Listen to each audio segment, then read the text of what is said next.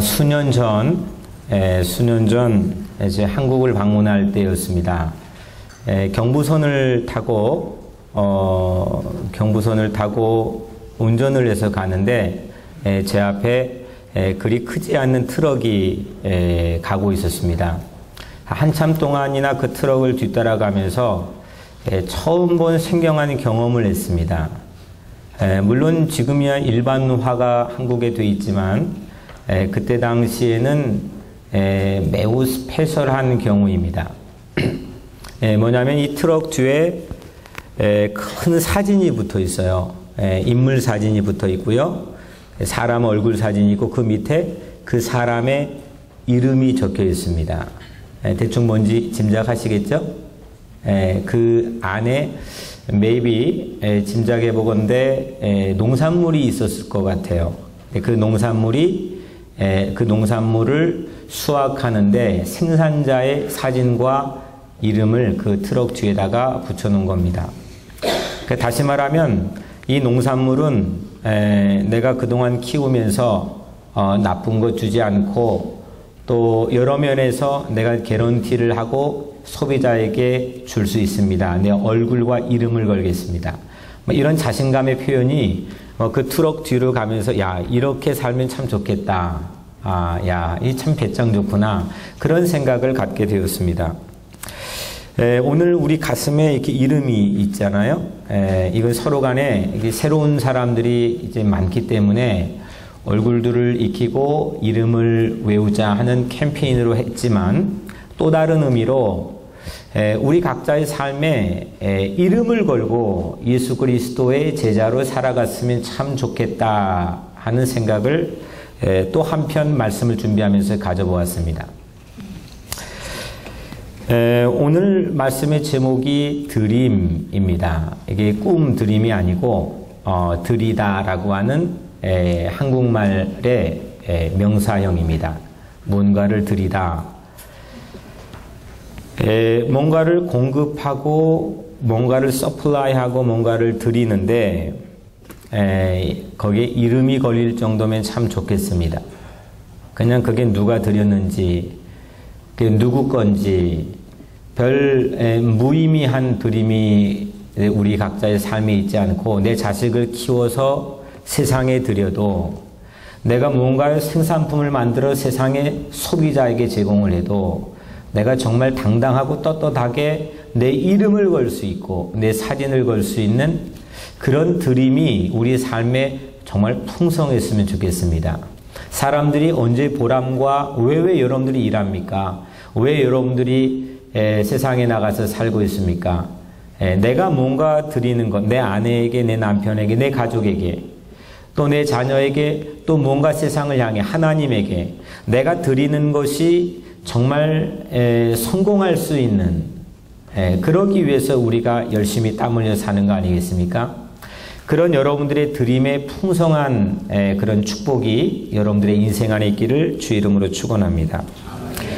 드림의 최고 전문 서적을 꼽아보라고 한다면 저는 단연코 성경 66권 중에서 레위기를 뽑겠습니다. 이건 드림을 좀 공부하고 싶다 하면 레위기를 공부하면 압니다. 유대인들은 이 드림, 제사의 5가지 어떻게 하나님께 드리고 무엇을 드리고 언제 드리고 누가 드릴 건가에 대해서 5가지 기본 제사를 나눠가지고 아주 세세하게 친절하게 안내해 준 가이드 책이 레위기입니다. 좀 우리 문화권이 아니기 때문에 이거 읽으면 따분할 수도 있겠지만 그들의 심정 안에서 읽어보면 야 이거 정말 어떻게 어떤 자세로 무엇을 어떻게 나누어 드려야 될지에 대해서 정말 카인드하게 알려주고 있습니다.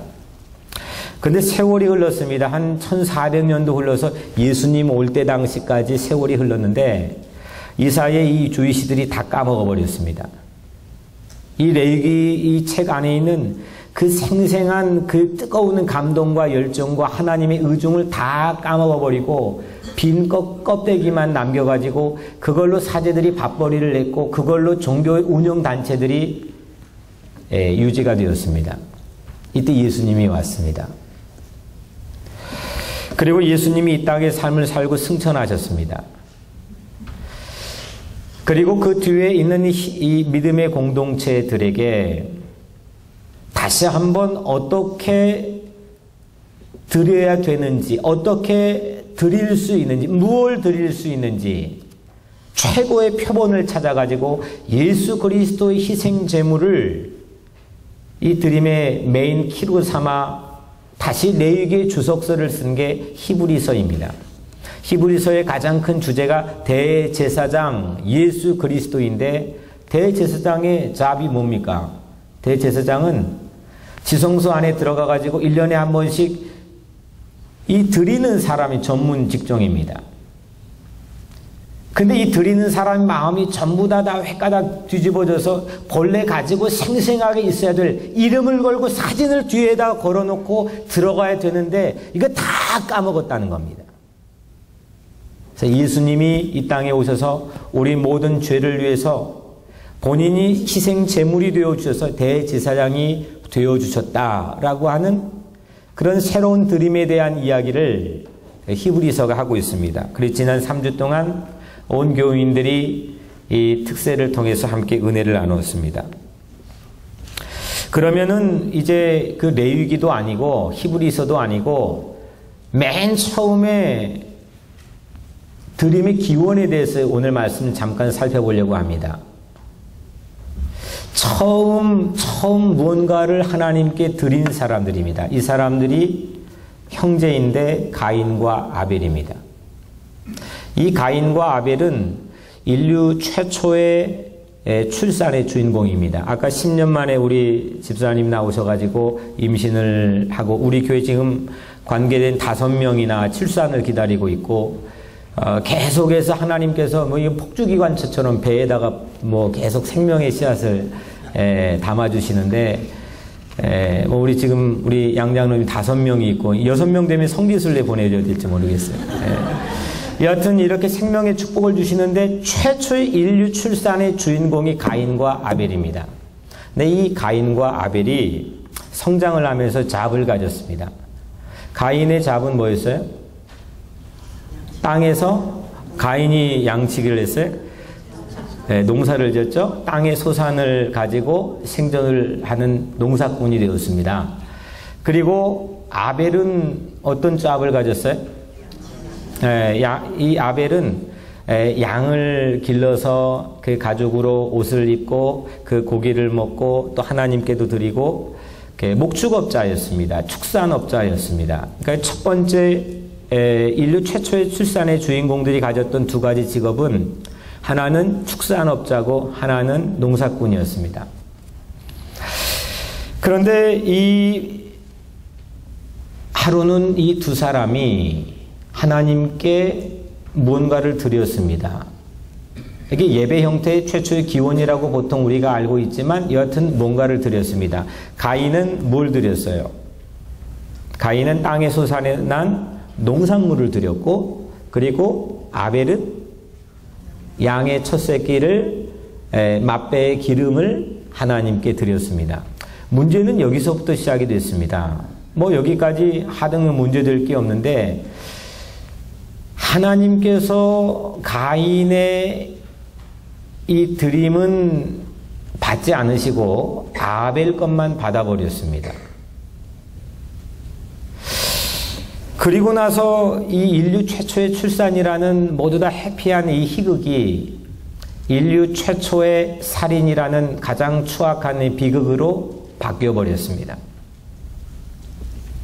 문제가 뭘까? 바로 오늘 이 장면, 하나님이 하나는 받고 하나는 받지 않았다. 이게 화근이 되었습니다. 이런 상황에서 우리는 곧잘 왜 하나님께서 굳이 이렇게 잘 살고 있는 형제에게 그런 화근의 불씨를 던져줘 가지고 이런 죄를 짓게 했을까? 그런 질문을 우리 가져볼 수도 있습니다. 아마 아니, 우리 각자의 삶에서 그렇게 하나님에게 전가하는 경우가 적지 않다고 예상합니다. 왜 나에게 이런 환경을 주셔가지고, 왜 나에게 이런 사람을 만나게 해가지고 내가 이런 잘못을 짓게 했습니까? 이런 마음의 불평을 가질 때가 참 많이 있습니다. 여하튼 오늘 4절 창세기 4장 4절 5절 말씀 보니까 여호와께서 아벨과 그의 제물은 받으셨으나 가인과 그의 제물은 받지 아니하셨느니라. 그래서 우리는 이거 꼭 물어야 됩니다. 왜 하나님이 가인 것은 안 받고 아벨 것은 받았을까? 몇 가지 이유를 찾을 수가 있습니다. 성서의 오래된 전통을 보면 크게 가장 많은 해석이 두 가지입니다. 첫 번째로 주는 사람의 정성입니다. 얼마나 정성스럽게 줬느냐, 거기에 얼마나 마음을 담아 줬느냐, 이게 참 중요하잖아요. 선물을 줬는데 그냥 아내에게 선물 주면서 여기 있다 받아라, 그러면은 그 아내가 마음이 너무 행복하겠죠? 박광희 권사님? 그 선물은 받고 싶지 않을 거예요. 이 주는 사람의 정성은 매우 중요합니다. 근데 오늘 말씀의 그 단서가 4절에 있습니다. 양의 첫 새끼와 그 기름으로 드렸더니, 첫이라고 하는 영어 성경을 보니까 firstborn, 처음 난 겁니다. 저도 아이가 넷이 있지만 처음 아이 낳았을 때는요, 나중에 그 병원에 찾아갔는데 들어가지도 못하고 한참 동안이나 쑥스러워가지고 밖에 서 있었습니다. 이거 내가 어떻게 마주쳐야 되나. 처음이라고 하는 거는 사람에게 설렘도 주고 또 감동도 주고 남다른 기쁨을 주는 것 같습니다. 참 중요한 거잖아요. 근데 이 아벨이 양의 처음 난 새끼를 하나님께 드렸습니다. 누가 봐도 이거는 이 아벨이 참 정성을 다했구나, 우리가 짐작해 볼 수가 있습니다. 이를 바탕으로 아벨이 정말 정성스럽게 드려서 하나님 받았다고 하는 해석의 가장 중요한 단초를 우리에게 제공해 줍니다. 그런데 이렇게 아벨의 정성은 우리가 물론 충분히 수긍할 수 있겠지만, 아무리 찾아봐도 가인이 불성실하게 하나님에게 예물을 드렸다는 근거는 성경은 입을 딱 다물고 함구하고 있습니다. 얘는 너무 잘했다는 이유 때문에 아무 근거 없이 너는 왜 이렇게 못했어? 라고 만약에 타박한다면 이건 너무 가혹한 처사라고 생각합니다. 첫 새끼를 드린 것만으로 아벨의 손을 들어주는 것 물론 공감할 수 있겠지만, 가인을 아무 근거 없이 맹목적으로 매도한다고 하는 건 좀 가혹한 일이라고 생각을 합니다. 조금 솔직해지면 성경 안에서 주는 자의 정성을 기준으로 해서 네 건 받고 네 건 안 받을 거야, 그렇게 밝히기는 좀 어렵다라고 생각을 합니다. 그냥 선언적으로 너는 정성이 있었으니까 아마 넌 정성이 없었을 거야, 미루어 짐작해서 그걸 근거로 삼아서 이 성경의 사건을 해석할 수 있겠지만 좀 무리이지 않을까 싶습니다. 두 번째 빈번한 해석은 예물의 종류입니다. 가인은 뭘 드렸다고요? 농작물 드렸어요. 아벨은 뭘 드렸어요? 양의 기름, 이 목축에서 나온 산물을 드렸습니다. 가인은 땅의 소산으로 제물을 삼아 여호와께 드렸고, 아벨 자기 양의 첫 새끼와 그 기름으로 드렸더니, 이렇게 이 해석은 예물의 종류가 분명한데 성경에 언급된 근거가 있습니다. 그런데 죄송하지만 어디 하나님이 농작물을 싫어하고 양은 좋아한다고 밝힌 적이 성경에 어디 있습니까? 물론 예수 그리스도의 어린 양의 이 유비로 말미암아서 이 농작물보다는 이게 훨씬 더 우리에게 가까운 컬처의 느낌을 있지만, 그렇다고 하나님이 농작물을 싫어한다는 그런 성서적 근거는 어디를 찾아봐도 없습니다. 레위기 6장에 보면 이 유대인의 5가지 기본 제사법에서 중요한 번제는 짐승을 태워가지고 그 향기로 하나님 기쁘게 드리는 예배입니다. 두 번째로 소제라고 있는데, 소제는 땅의 곡식을 곱게 빻고 또 빻아가지고 내 마음처럼 담아가지고 하나님께 드리는 게 소제입니다. 이건 농산물로 하나님께 예배를 드리는 겁니다. 달러로 드리느냐 원화로 드리느냐 이거 하나님에게 중요한 게 아닙니다. 야, 선진국에 있는 달러 가치가 괜찮으니까 넌 달러 갖고 오면 괜찮고, 넌 저 가난한 나라에서 오늘 원화 가지고 나에게 바쳤느냐, 넌 좀 집에 가 달러로 환전해 와라. 하나님은 그렇게 말하지 않습니다. 농작물은 절대 이동하면서 키울 수 없습니다. 나 여기서 한 달 살고 저쪽 또 이동해가지고 그렇게 키울 수 없습니다.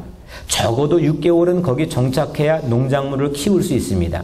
대개 보편적으로 1년 시즌을 4개 정도는 지나야 거기에 농작물을 키워낼 수가 있습니다.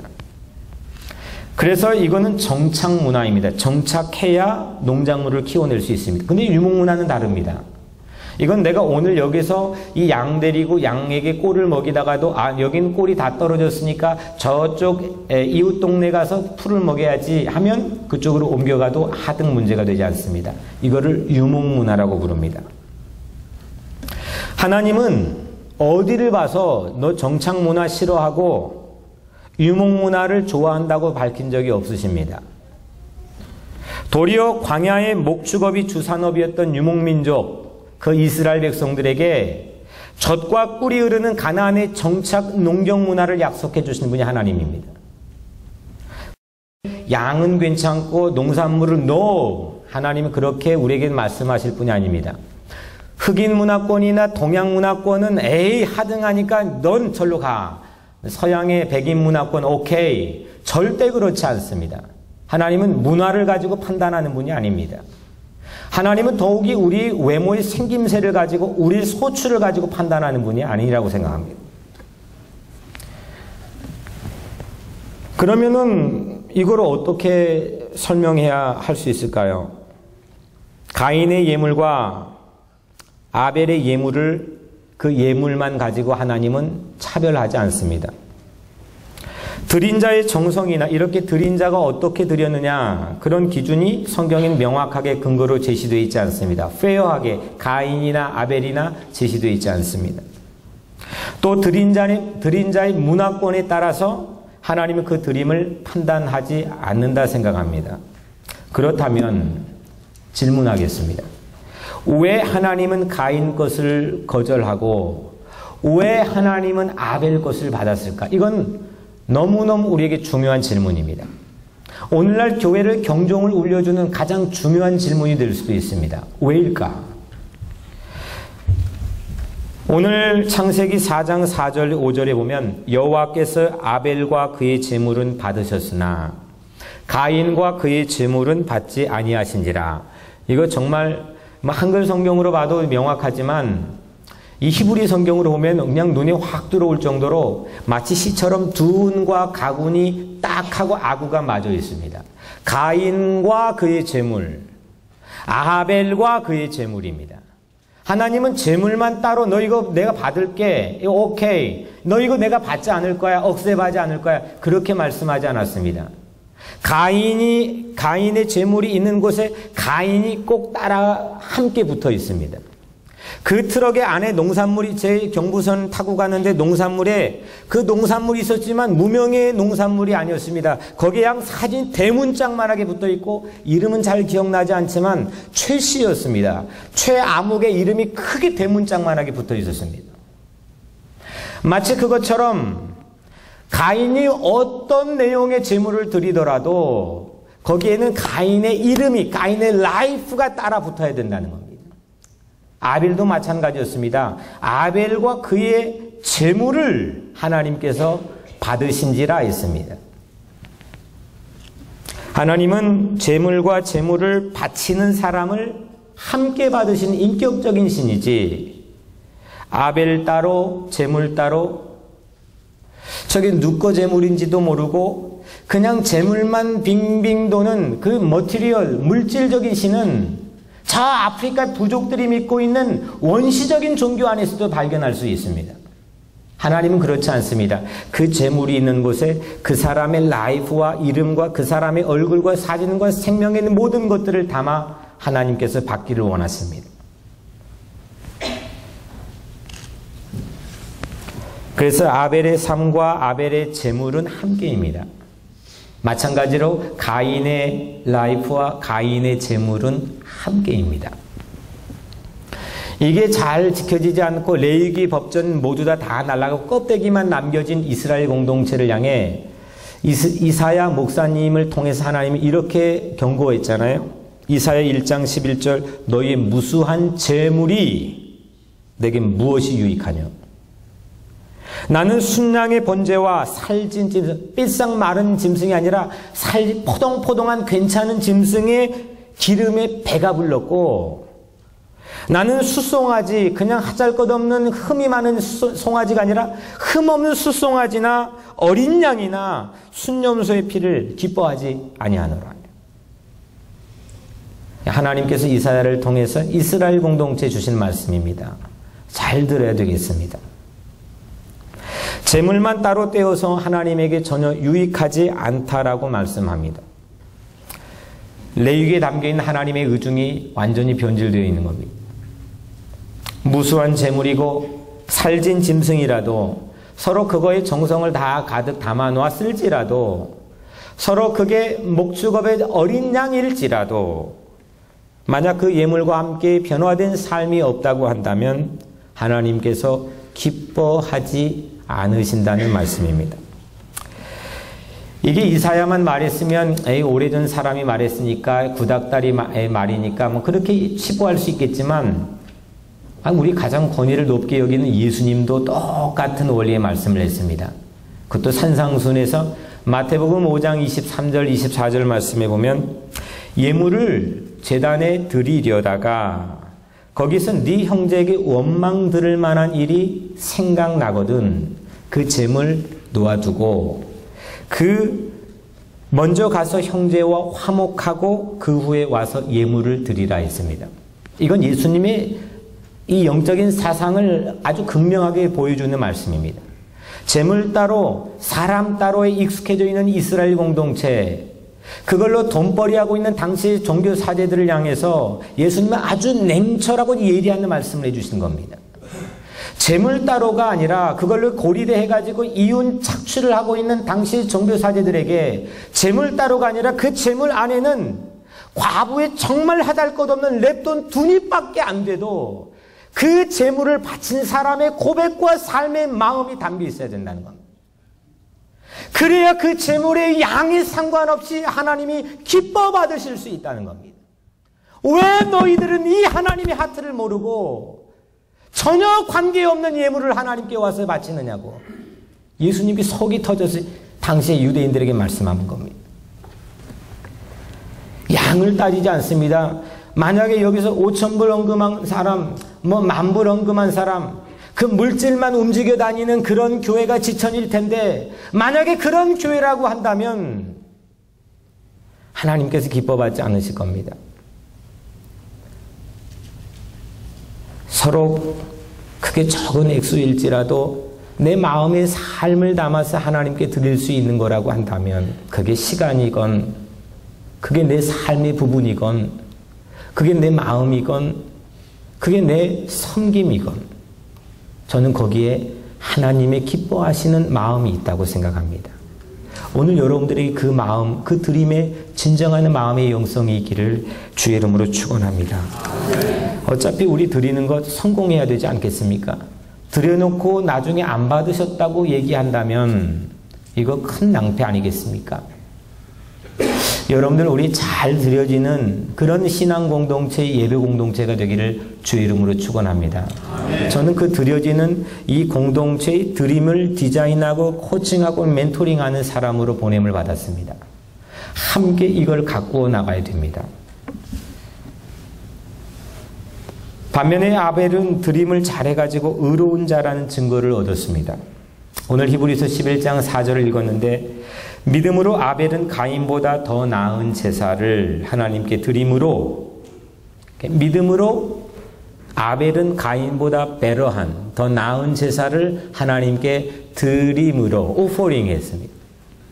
의로운 자라 하시는 증거를 얻었으니 하나님이 그 예물에 대하여 증언하심이라. 중요한 것은 그의 재물이 아니라 그의 믿음이었다는 겁니다. 믿음의 삶으로 드리는 아벨의 드림이 하나님께서 이제 아벨이 네가 righteous하다, 의롭다라고 여겨주셨다는 겁니다. 중국의 문자에 오를 의자가 있습니다. 이 오를 의자를 보니까 저는 그 안에서 아벨이 꼭 예배를 드리는 모습을 볼 수 있었습니다. 뭐냐면 물론 그걸 의식하고 만들었는지 그건 모르겠지만 모든 세상의 언어까지 주관자이신 하나님을 우리가 믿는다면 충분히 그런 해석도 가능하다 생각합니다. 오를 의자에 보면 맨 위에 뭐가 있어요? 양이 있어요. 양자가 있어요. 그리고 제 입장에서 왼편에 보면은 아자가 있어요. 그리고 이쪽에는 창이 있습니다. 내가 내 손에 있는 창으로 어린 양을 잡는 게 모습이 이 오를 의자입니다. 내 죄 때문에, 내 허물 때문에 내 있는 창으로 그 양을 잡아 그 양 밑에, 양 아래 무릎을 꿇고 있는 나의 모습. 양만 따로, 만약에 오를 의자를 양만 따로로 했다면 전혀 문제가 없겠지만 그 양이 있는 건 반드시 내가 있고 내가 양이 되는 그 문자 안에 오늘 히브리서가 전해주고 있는 중요한 메시지도 담겨 있다고 생각합니다. 메시지 제물 따로, 내 삶 따로가 아니라 나 때문에 희생제물이 된 어린 양 예수 그리스도를 무릎 꿇어 그분 앞에 믿음으로 살아가는 삶의 모습이 하나님께서 오케이, 네 건 받을 거야. 너는 예스야. 너는 옳게 여겨줄 거야. 너는 천국의 백성이야. 이렇게 칭함을 받는다는 겁니다. 문제는 하나님 마음의 순서를 다 아는 것 같지만 아무것도 모르는 사람처럼 신앙생활을 우리가 하고 있다는 겁니다.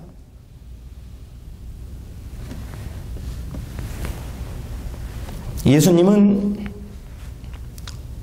오늘 그런데 이 아벨보다, 오늘 아벨은 가인보다 베러한 드림을 드렸다. 히브리서 우리가 11장 4절에 우리 같이 읽었는데 이 아벨보다 더 나은 제사를 드린 분, 더 나은 드림을 드린 분을 오늘 히브리서 읽지는 않았지만 소개합니다. 히브리서 12장 24절에 새 언약의 중보자이신 예수와 및 아벨의 피보다 더 나은 것을, 베러한 것을 말하는 뿌린 피니라. 가인보다 훨씬 베러한 그런 두림을 가졌던 이 사람, 아벨이라는 사람을 우리 삶의 롤 모델로 삼는 것 우리 인생에 매우 중요한 겁니다. 하지만 그거는 리밋이 있습니다. 그 아벨보다 더 베러한, 더 나은 드림을 드린 한 분을 소개하는데 그분이 바로 예수 그리스도라는 겁니다. 예수 그리스도는 우리 죄를 위해서 십자가에서 우리가 되어가지고 죄인이 되어가지고 하나님께 본인이 희생 제물이 되어주셨습니다. 그래서 히브리서의 전체 주제는 대제사장 예수 그리스도입니다. 1년에 한 번 사제복 근사하게 입고 지성소 안에 들어가는 사람만 대제사장으로 생각했지만 천만에도 그들은 아무것도 해결해 주지 못했고 오직 예수 그리스도, 우리의 영원한 대제사장 예수 그리스도만이 우리를 위해서 희생 제물이 되어 주실 수가 있다고 하는 고백을 히브리서가 하고 있는 겁니다. 오늘 여러분들의 인생에 대제사장 예수 그리스도가 함께 하시기를 주의 이름으로 축원합니다. 예수님은 그냥 제물 따로 리모컨 컨트롤 가지고 조정하면서 이거는 이쪽 45도 해가지고 그냥 거기에 맞춰놔가지고 딱 맞춘 그 맞춤의 어떤 제물을 해놓고 자기는 멀리 있지 않았습니다. 하늘에 있지 않았습니다. 그냥 십자가에 자기 몸을 가지고 희생제물로 드렸습니다. 자기 생명 라이프를 가지고 하나님께 희생제물을 드렸습니다. 말만 하고 삶은 엉뚱한 데 사는 게 아니라 예수님은 설교도 많이 하지 않았습니다. 근데 그 메시지 하는 것보다 훨씬 더 파워풀한 라이프를 실제 이 땅의 삶으로 우리에게 보여주었습니다. 이게 오늘날 우리 크리스찬들이 필요한 거 아니겠습니까?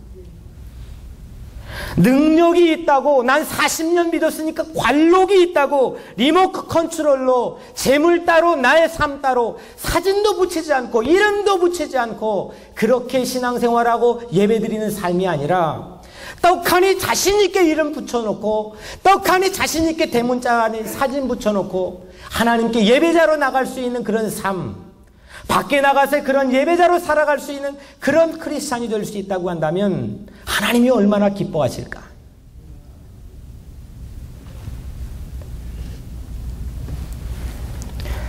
아벨도 아벨과 그의 제물을 드렸습니다.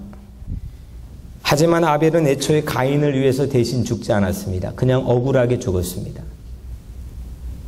도리어 그 아벨의 죽음이 가인의 죄를 기소하고 공개하고 드러내는 꼴이 되었습니다. 그런데 예수 그리스도는 우리를 위해 대신 죽었습니다. 그 죽음이 우리를 구원합니다. 그 죽음이 우리의 허물을 가리워줍니다. 그 죽음이 우리의 죄를 가리워줍니다. 그래서 예수 그리스도의 드림은 아벨의 드림보다 우수한 겁니다. 내가 양이 되는 사랑을 통해 이룩한 의로움입니다. 예수의 피가 우리를 의롭게 했습니다.